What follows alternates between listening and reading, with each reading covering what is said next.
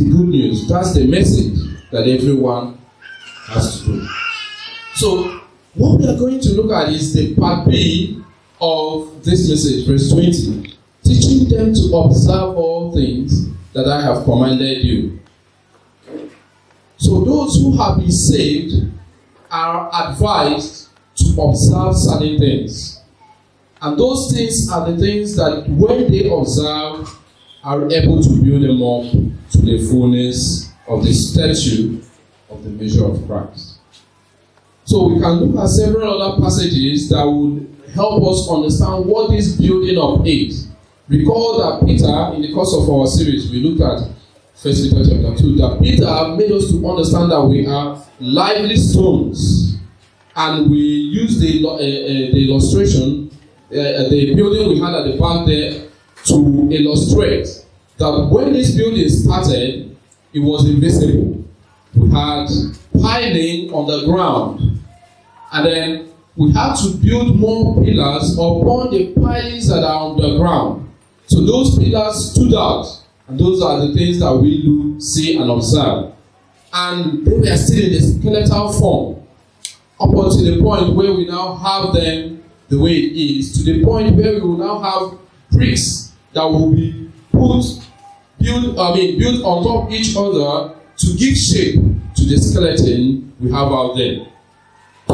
You will understand that whenever a congregation is planted, it starts with a few people whose responsibility is to go and spread this news to others who would come and add to them and go on, and the church continue to grow.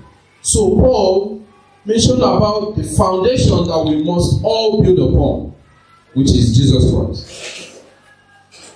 So the message we will have to look at today is in threefold. The work of the church is to edify the saints. Now, we are going to look at it in threefold. Teaching and learning must be throughout the Christian's life. The second part will be that it is essential that Christians will continue steadfast. And then the third part will be that the Lord has given the elders the liberty to choose the model of edifying the saints. So in different congregations, because what we find in the New Testament is local congregations in different localities. Okay, so each local congregation has a setup that permits the leadership, the elders of the congregation, to choose the model that suits that congregation. And you find in Revelation chapter 2 that those congregations are judged based on the organization that they have, which is not outside of the primary settings of Christ. So in the first instance, teaching and learning must be throughout the Christian's life. A Christian is saved the moment you contact the blood of Jesus in the water of baptism. A Christian or a person is not saved by virtue of that. I mean, you don't become a Christian before you go through the water of baptism. So a person is saved once you contact the blood of Jesus, which washes away your sins, and then once you rise up, you have turned a new leaf, you become a new person, and that's when your new life begins. And this new life is a life of learning which runs throughout your lifespan. The moment you stop learning, the time you stop learning is the time you depart this world. Moreover, you go on to learn the new life, or rather put in practice, in real sense, the life that you have been preparing here on earth. So, the baptized must be taught to observe all things which the Lord had commanded, which is what we saw in our text. So, anyone who has become a Christian enters the life of learning throughout their lifespan. They are to learn the things that have been commanded. And what are the things that have been commanded? If you turn to see the first set of Christians that followed the apostles in Acts chapter 2, what we find in verse 41, 42 of Acts chapter 2 is that they had a lifespan of learning, an example that was set. So they were to learn those things that were set by the apostles. They continued steadfastly in the apostles' doctrine, in fellowship, in breaking of bread, in prayers. In verse 47, he said, praising God and having favor with all men. So they praise God in songs, we find in different other passages. But the major thing is that within the society, they don't just gather and they become Christians, and once they leave the assembly, they return back to their old life.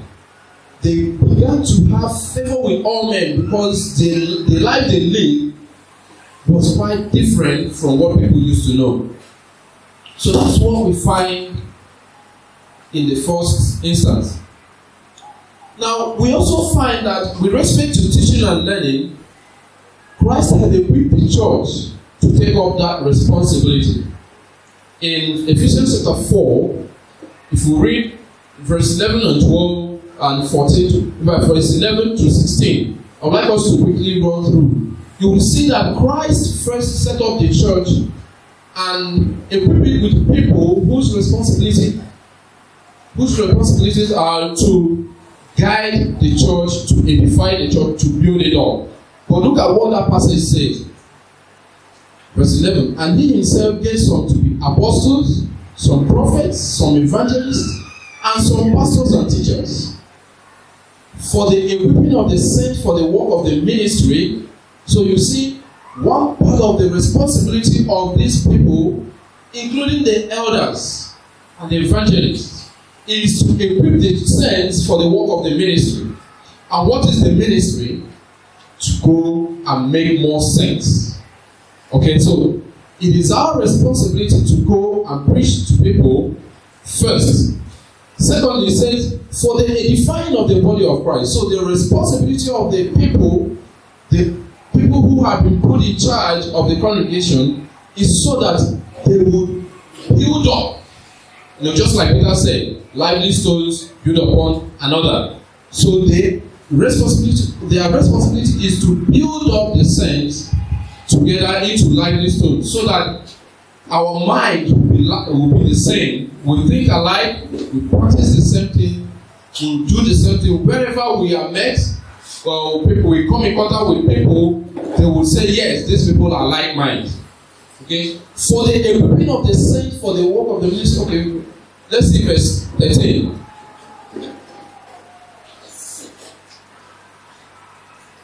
Verse 13. Till we come to the unity of the faith and of the knowledge of the Son of God, to a perfect man. So the reason for this building up is so that we will get to become like Christ. We will get to fully be responsible for the name we answer, Christians. Recall that in Acts chapter 11, I think 27 or thereabout, the Christians were first called, the people, disciples, were first called Christians because people observed that they lived like Christ did. So that's one important thing we must note, that the reason for the edifying, the building up, is not so that we will tear ourselves apart.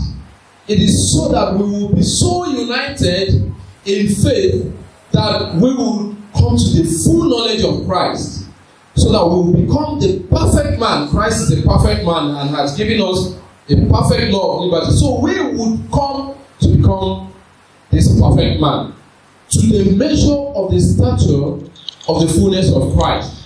That's what is expected of every Christian, to become so equipped that when people see you, they will see this is Jesus Christ.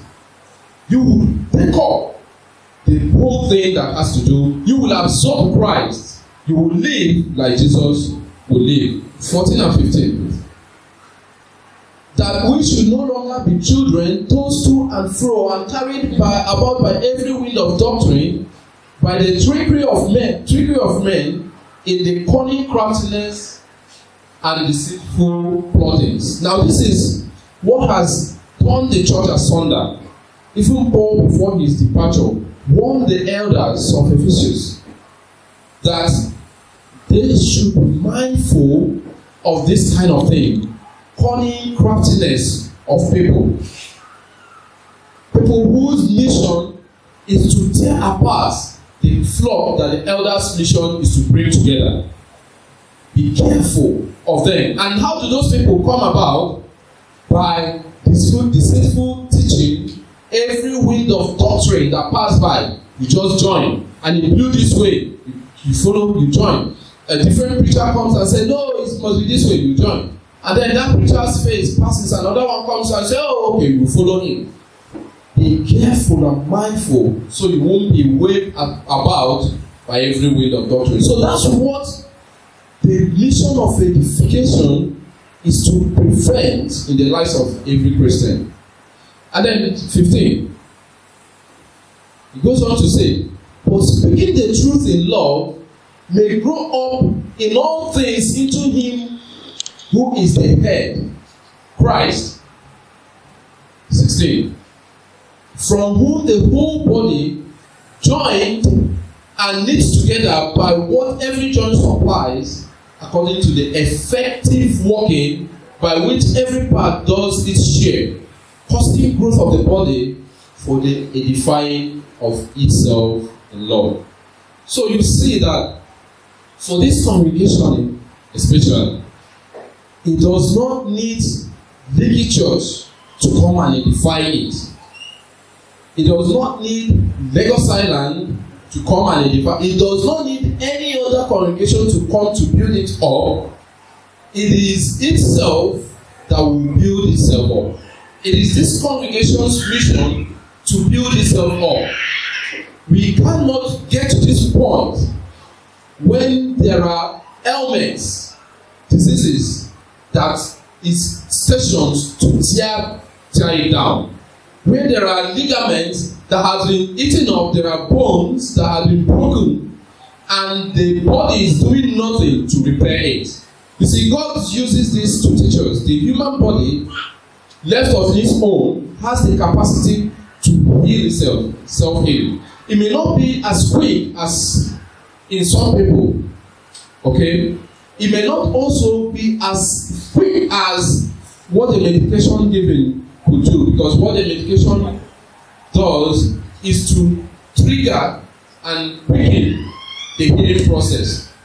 But the body left on its own has the capacity to heal, to regenerate, and to grow. So that's what the body of Christ here is stationed to do.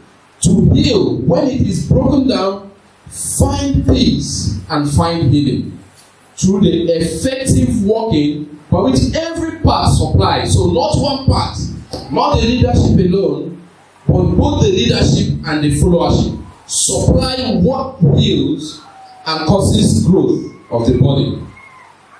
Okay, so I have taken time to explain that part because it is the most important of what we are going to learn today. This is the key part, the key text of our lesson today. So secondly, we have seen that pastors and evangelists are for the equipping of the saints, for the work of the ministry, and for the edifying of the body of Christ. Now, how is it? How can the pastors, by pastors I hope you know who the pastors are, right? I'm asking the congregation, do you know who the pastors are? Yes. Am I one of the pastors? No. I'm not one of the pastors. All right, thank you. So, we know that what qualifies the pastor is that he must be able to pasture. He must be able to feed the flock. You know, you can't call someone a shepherd if that person does not know how to control the sheep and then take them to the right pasture to feed them. Know when they are weary and then keep them to rest. Recall Psalm 23. That's what God does for our soul. And our pastors here has the responsibility to do the same for us physically towards spirituality. So while their responsibility is to pasture us here, God is the one giving that eternal rest, perpetual rest to our soul, while our pastors here feeds us to attend to that status. So it says here that what qualifies the pastor or the elder or the bishop is that he must be able to teach. In fact, there's no other way our bishops can correct or feed us if they are incapable of teaching. So it is their responsibility to feed this congregation, to instruct the congregation, to correct the congregation, to teach the congregation. In fact, it will get to a point where sermon alone will be left for them so that they will do the work of feeding and edifying the congregation. We get into that point. If we read 1 Timothy chapter 3 verse 2, but I want us to look at 1 Timothy chapter 5, 17 and 18 to see that it is their responsibility to feed. They must know how to teach in order to cater for this congregation. If they cannot teach, they won't get to the point of taking care of this flock. Let the elders who ruled well be counted worthy of double honor, especially those who labor in word and in doctrine. For the scripture says, you must not muzzle an ox while it treads out the grain, and the laborer is worthy of his wages. So here we find that if they know how to teach, they should be rewarded for teaching. And in Hebrews we are told that part of what you will do, the followership, all of us, irrespective of your status, capacity, or whatever, agitation, part of what you must do is to lay low and heed to the instruction. For it is not profitable for the elders, but it is profitable for you. It is profitable for you. Okay, let's look at the next section. The shepherd must feed the flock. In 1 Peter chapter 5, I'd like us to see verse 2, and then we will also look at Acts chapter 20, verse 28. I'm mindful of the time. Shepherd the flock of God which is among you, serving as overseers, not by compulsion, but willingly, not for dishonest gain, but eagerly. Now, key words that we'll understand here is that the bishop's role is to do this willingly. That's what the writer of Hebrews said, because it is profitable for you. If he does it willingly, if he grudges about it, then he will not be effective in feeding you. He will be lopsided in feeding the flock. Just imagine when you just keep feeding your child carbohydrate. Because you are stubborn, you will not grow in this house. In fact, you'll be eating carbohydrate so that you won't develop the other parts of the body. Imagine a father saying that to the child. The elder's role is to cater for every part of the body, because the church cannot grow if the elders are not growing. If the elders are grudging in discharging their responsibility, the church will remain stagnant. So he says here, let them serve as overseers.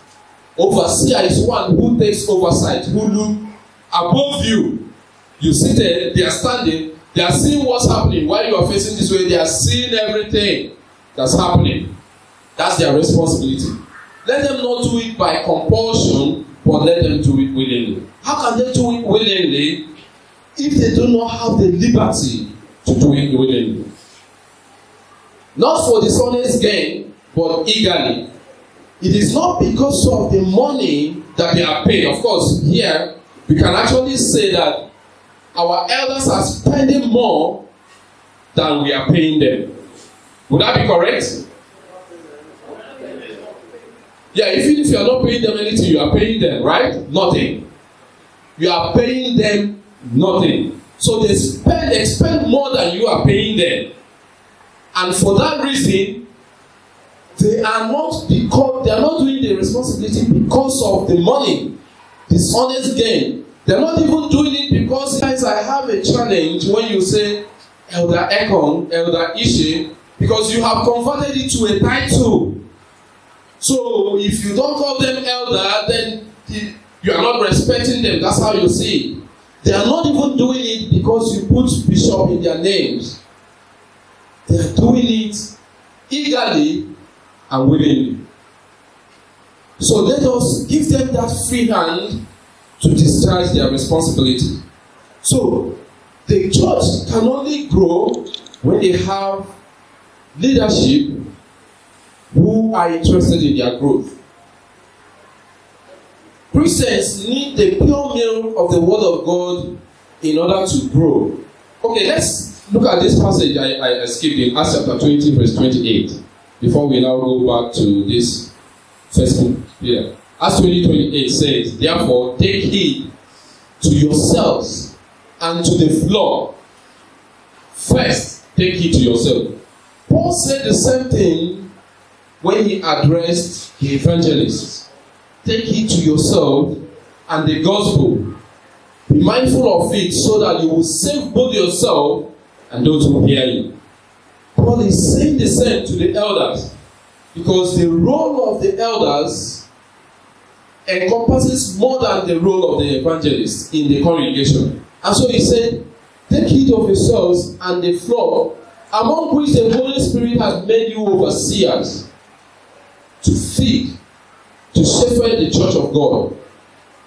Okay, so you see that the work of the overseer, let's take it. All right, here. Okay, the flock has a relationship with the shepherd, and having a relationship means that the shepherd had to play the role of oversight to the flock, which is the church of God, which he purchased with his own blood. So it is a great task that the overseers have in their hands, and we should not joke with that. I'm telling this congregation, we should not joke with that. The responsibility is tasking, and what we add to it make it more tasking for them. So, but we have found today that the Christians, the shepherd must feed the flock. We also say that the Christian need this word that the shepherd give out, the sincere milk of the word of God, so that they would grow thereby. Without the milk, it's difficult for them to grow. You can't have I think my baby, okay, so this is the right time and the right example. My baby is 3 months, 3 weeks, about 3 weeks old. And imagine you visited our house and you see us feeding her loi fufu. You turn around and leave. They want to kill this child. Imagine having a new child, a new convert, and you are feeding them with the bones and the meat and stuffing it in their mouth. They will just one day wake up, turn around and leave because they don't know what you are talking about. So we have to start somewhere. Let's look at that 1 Peter chapter 5. We have to start somewhere. The sincere milk, and it gets to the point where you start weighing them. They will be struggling to eat the milk, take the milk, and you say, no, I think it's time you take pap. I think it's time you take rice. I think it's time you start swallow with different types of soup. Especially atama soup. So you see, he says here, therefore, laying aside all malice, all deceits, hypocrisy, envy, and evil speaking. I want first Peter chapter 5, verse 2, please. Okay. Let me be sure that I'm not the one misguiding you. Okay, you are right. You are in the right. Yes, please. We've read this part. Is return 1 Peter chapter 2, 1 and 2, please. Let's start from 1, please. Therefore, so this is talking about the church now, talking about new converts, talking about the eldership, talking about the congregation and its growth method. It says, Therefore, laying aside all malice, all deceit, all hypocrisy, envy, and all evil speaking. Now hold on there. You see, one of the things that bring down the growth of this body is backbiting, it's gossip, it's malice, not letting go. When you backbite, I think if you trace the history of the word backbiting, it's just like I'm packing my son and he wants to go down. I say, come on, stay there. And then he's biting me on the back. I'm carrying him and he's biting me. And that's what some people do, literally. You are carrying them, they're biting you. You cannot get to your destination. Okay? So he said, lay aside all evil speaking.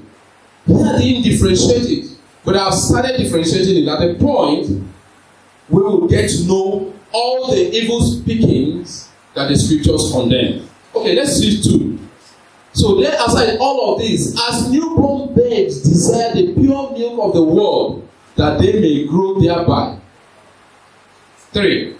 So we complete the sense. If indeed you have tasted that the Lord is gracious, so you should desire the sincere milk, as newborn babes desire the milk, so that they will grow. A child who refuses to take the milk will rush to the hospital and say, doctor, I don't know, my child is not feeling well, and I need to know what is wrong. How is he not feeling well? He's not taking the breast milk. Okay, introduce formula. It's even difficult to introduce formula. Oh, we need to admit this child. That's what we should do for people who are not growing here. If you have been in this congregation for 5 years and you can't go out to preach, we need to admit you. We need a hospital in the church.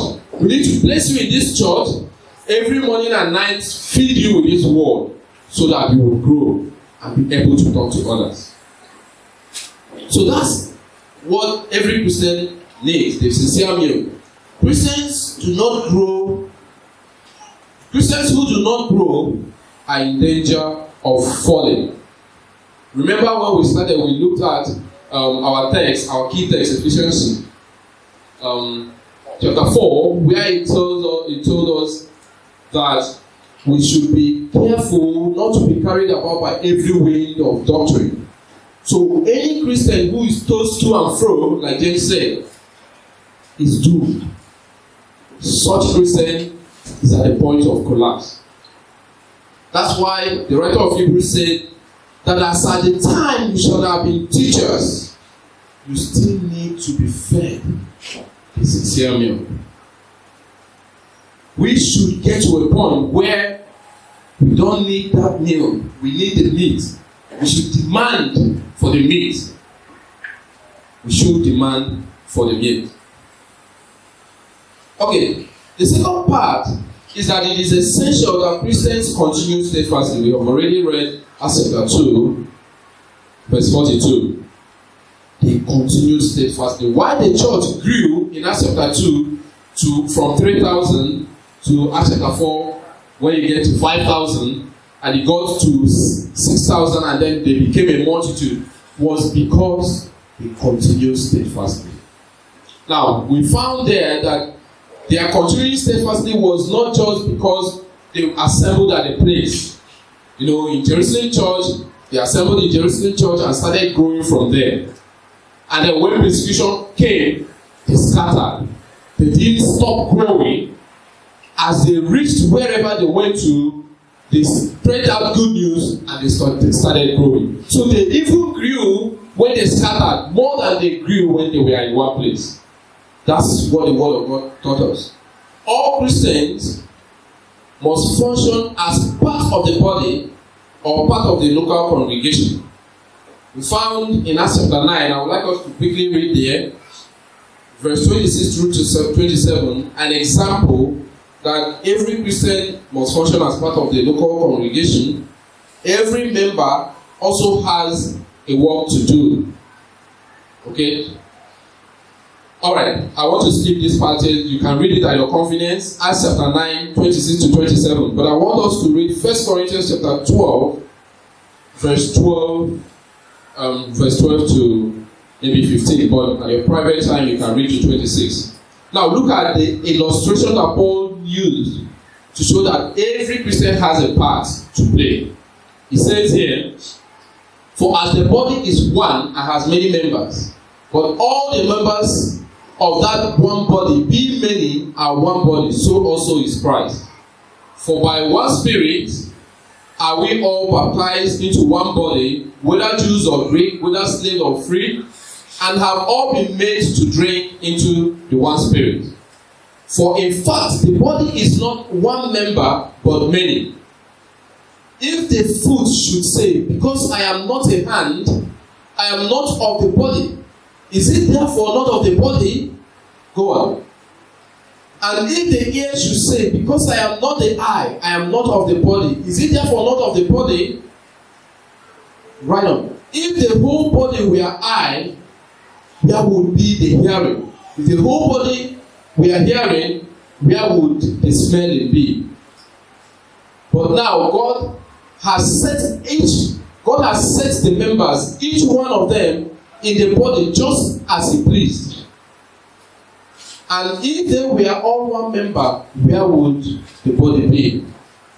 Okay, but now indeed there are many members here, one body. So I want you to consider what we have gone through. The whole body, one body. The whole members are one body, and each member has a role to play. Just like this body standing here with the microphone. This body has a hand that's holding the mic. Imagine that I don't have a hand and I'll use the mouth to hold the microphone. Where would the speaking come from? So just like we have hands that are holding one part of the congregation, and we have legs that are carrying this congregation about, we have eyes that see where the leg will step in. That's how all these bodies are. Every member has a role to play. And if we deny this body the role that Christ, like this place said, Christ has put every member here for the purpose that He pleased. If you deny Christ, that's all-knowing nature for putting you in this place. If you refuse to perform your function in this place, you have already said that you are not part of this body. And I wonder what you will be doing here. I know that the word is enough for the wise.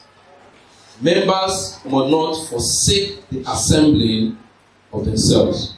This is our jingle bell now. Every time we are hearing it, it's no longer new. No matter how you stress it, it's no longer of use. Imagine that we came on Wednesday and our population was 38. And we come on Sunday, we have 250. Come on Wednesday, we have 38. And you are happy that you are drawing the church back. God is all-knowing and all-seeing. So at your confidence, you know the regular passage from Hebrews chapter 10, 24, 25. He said, what remains is a fearful judgment for those who sin willfully. And like the instruction said, do not forsake. That's a willful sin if you do not know. What remains for you is for God's judgment upon those who forsake. The Lord has given the elders the liberty, that's the C part. The Lord has given the elders the liberty to choose the method of edifying the church. Recall that the role of the elders cannot be overemphasized. Recall that in Acts chapter 15, when they were uproar in the congregations that they had to bring it to Jerusalem to the elders to decide, to the elders and apostles to decide what would happen. In fact, it was not more of the apostles taking the decision, but more of the elders taking the decision. Because the apostles rose and made their point, but the passage there said that they did not do it without that input from the elders to show you that their role in the local congregation is important. So they choose the method of deciding how this membership would have to be fed. Just like a pastor who's taking his sheep to pasture, decide where they have the greener pastures and then feed them at that point. That's what is expected of the elders of the congregation, to take the flock to greener pastures. Look at where Paul was advising the elder. He said, I cease not to warn you day and night with tears in my eyes, knowing this, that after my departure shall grievous wolves spring up from among you, not sparing the flock.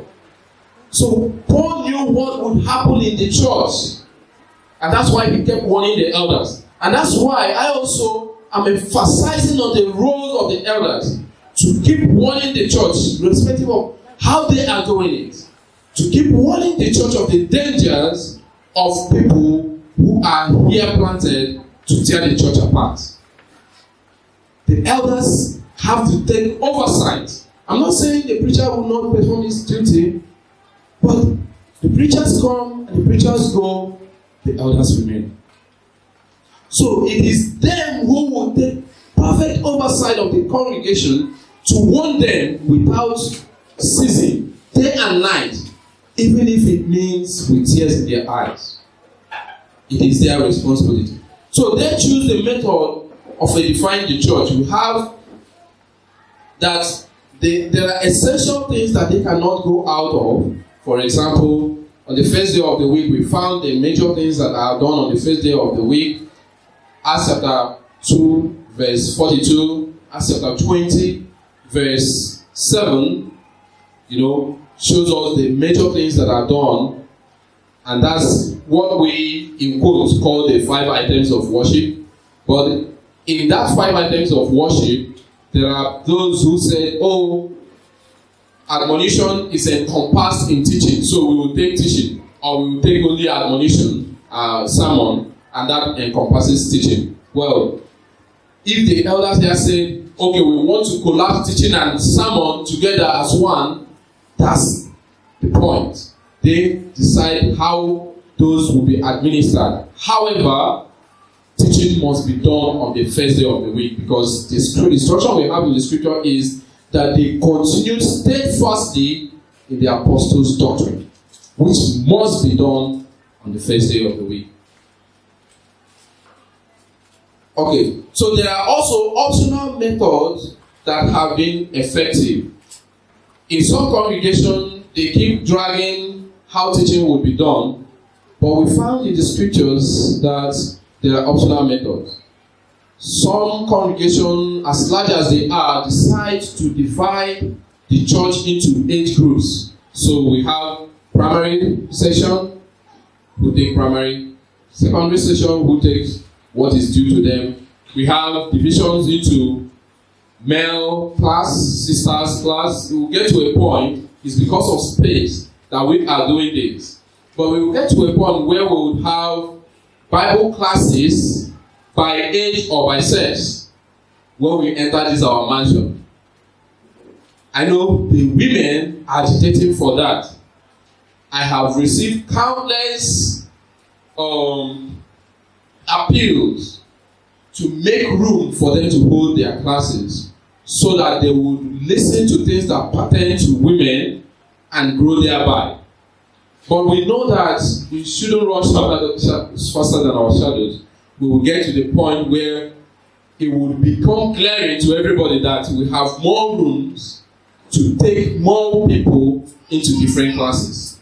But until we get to that point, we hope that the elders would support the splitting of this gathering into groups where they would take the sincere word of God as it would help them grow thereby. We have seen congregations where people are taught and they would grow into another level. Okay? So you teach children things that they should know, up to a point where you have a teenage group, So you have children, they will mature into teenage group, they will mature into young adults, you know, you have youth classes, and so on. And by the way, I'm not sure we have youth in our congregation. As if the people who are gathering them have slippery hands. They just hold you and you sleep, and then you disappear. You come one day, you agree one thing, and then you disagree the next time, and then we keep finding it difficult to bring us together. The life wire of every congregation is the youth. And we must do everything within our power. In the shortest possible time, I will be fully engaged with the youth. But as up to that point, theme for the week. Until we now decided to adopt a serial method where we pick a topic and we take it serially until we digest it completely.